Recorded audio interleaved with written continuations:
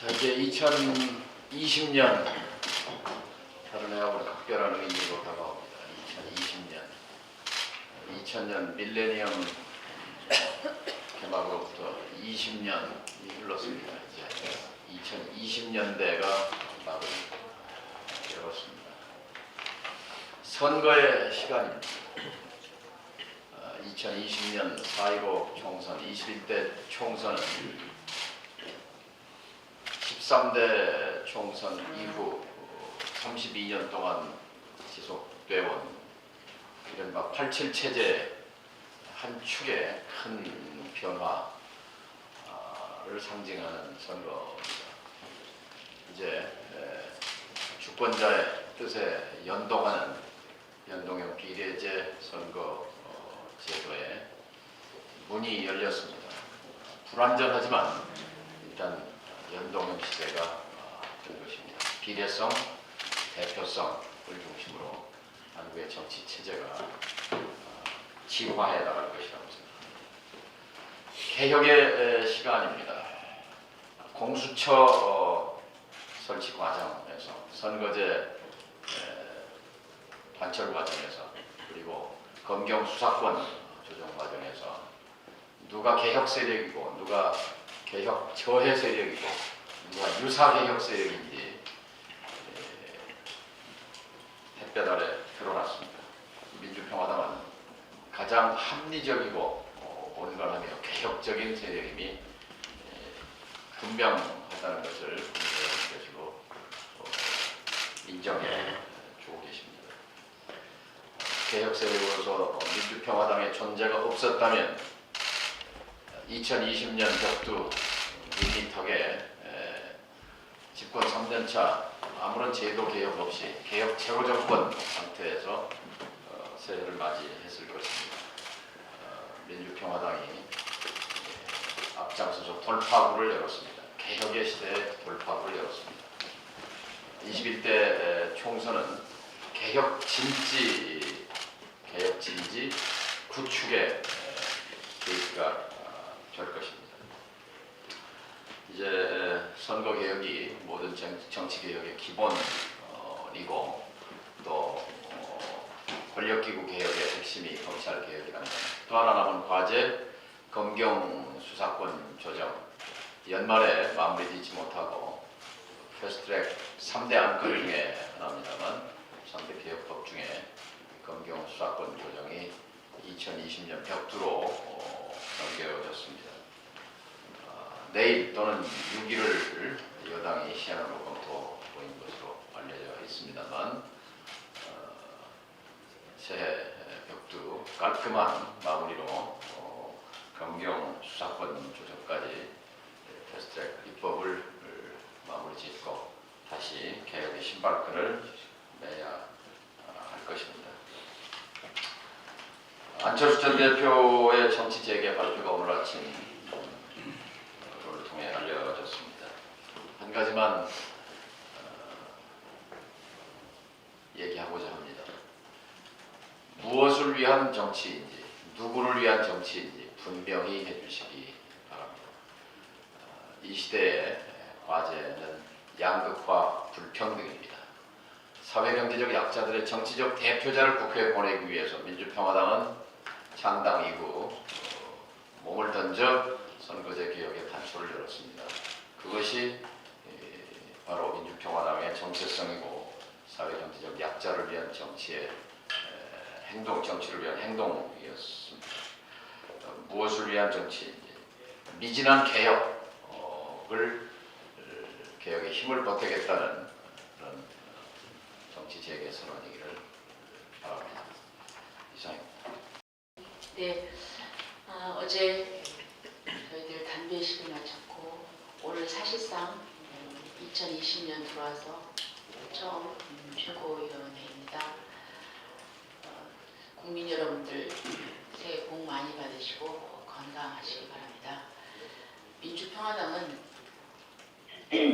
당의 크고 작음을 떠나서 정당의 본질이 국민들 중에 사회적 약자의 물을 가지고 그분들과 함께하는 데서 저희들 큰 역할을 해왔고 많은 사람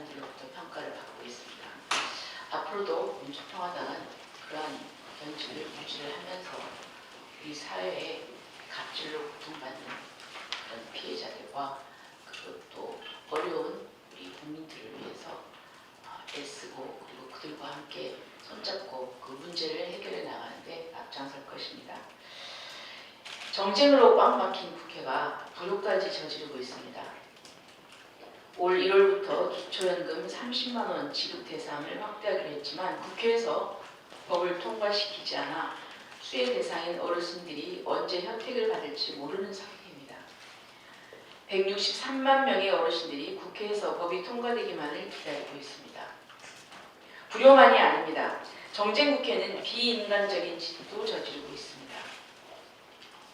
장애인 연금 기초급여 월 30만 원 지급 대상을 주거, 교육급여 수급자 및 차상위 계층까지 주는 법안도 정쟁국회에 막혀 있습니다. 장애인 16,000명이 법안 통과를 기다리고 있습니다. 어르신들과 장애인들에게 올 1월부터 지급을 하려면 국민연금법은 1월 17일, 장애인연금법은 1월 14일까지 국회가 법을 통과시켜야 합니다. 여당과 자유한국당에 호소합니다. 시급한 민생 법안을 통과시켜 어르신과 장애인들에게 새 선물을 드립시다. 올해 4월 15일 총선이 열립니다.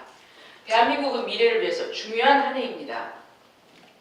국민 여러분께서 정쟁으로 민생을 외면하는 정당은 퇴출시켜 주시기 바랍니다. 협치를 거부한 결과 개혁도 민생도 놓쳐버린 여당에게는 강한 경고를 주시기 바랍니다. 민생과 평화를 위해 여당과 경쟁하고 협력할 건강한 야당의 힘을 모아주시기 바랍니다. 저희 민주평화당은 국민 여러분의 선택을 받기 위해서 혼신의 힘을 다하겠습니다. 다시 한번 새해 축복 인사를 드립니다. 새해 복 많이 받으십시오. 감사합니다. 새해가 밝았습니다.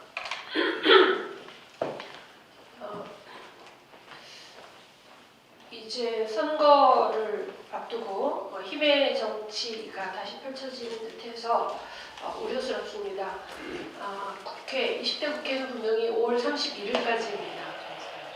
선거 기간이라고 해서 민생이 스톱되는 것이 아닙니다. 민생은 여전히 어렵고 더 어려운데 정치인들의 마음이 콩밭에 가 있는 상황이 5개월간 지속되어서는 안 됩니다.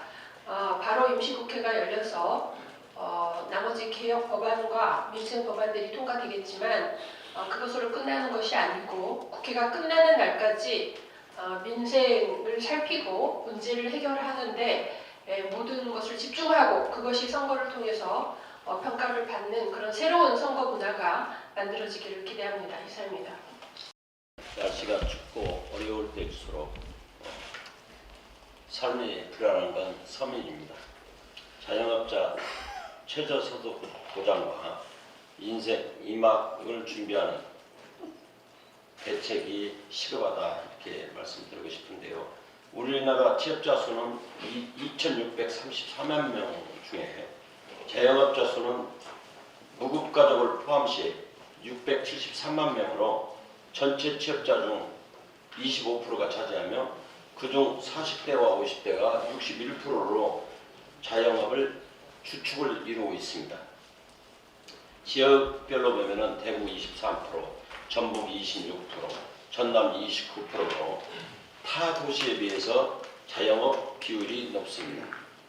중소벤처기업부에 따르면 2018년 소상공인 실태조사 결과 자영업자 간의 양극화가 심화되고 있으며 소상공인 월 평균 소득이 269만 원으로 낮은 소득에도 불구하고 91%가 자영업을 계속하기를 원하고 있습니다.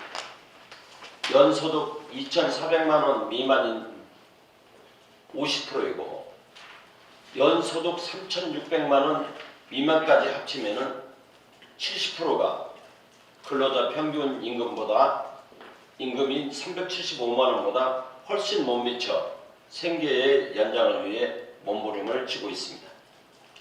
문재인 정부는 최저임금 논란을 거치면서 정부의 비판적인 자영업자들을 달래기 위해 12조 원을 지원 대책으로 발표했지만 과밀화 해소 방안은 담지 못하고 자영업자 생명 연장 지원 대책에 불과합니다. 노무현 정부 때 자영업자 구조조정 정책을 기조로 등장한 데서 알 수 있듯이 과잉 경쟁에 따른 위기는 오래전부터 반복되어 온 문제이며 이제부터라도 과밀 해소를 위한 장벽을 쌓아야 할 시점입니다.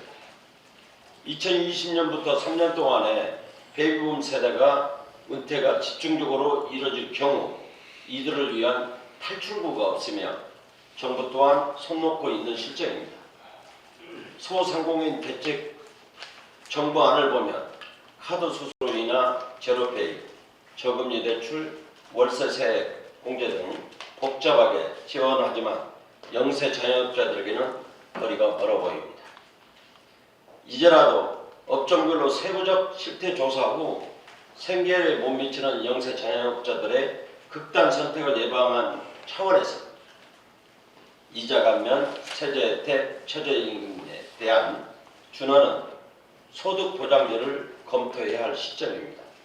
OECD 국가 중 5번째 높은 자영업자가 비중을 줄이기 위해서는 풀립대학 등 국가교육기관을 통해서 인생 2막을 준비하는 연령대인 40대, 50대에게 의무교육을 실시, 최저 소득 공제를 통한 자영업 창업 숙려 기간을 의무화하는 것도 한 방법으로 생각합니다. 100년 세대를 준비하는 대한민국에서 세대의 아픔을 살피고 산업화 시대를 이끈 베이비붐 세대에도 체계적으로 인생 2막을 준비하는 것은 정부가 해야 할 일입니다. 이상입니다.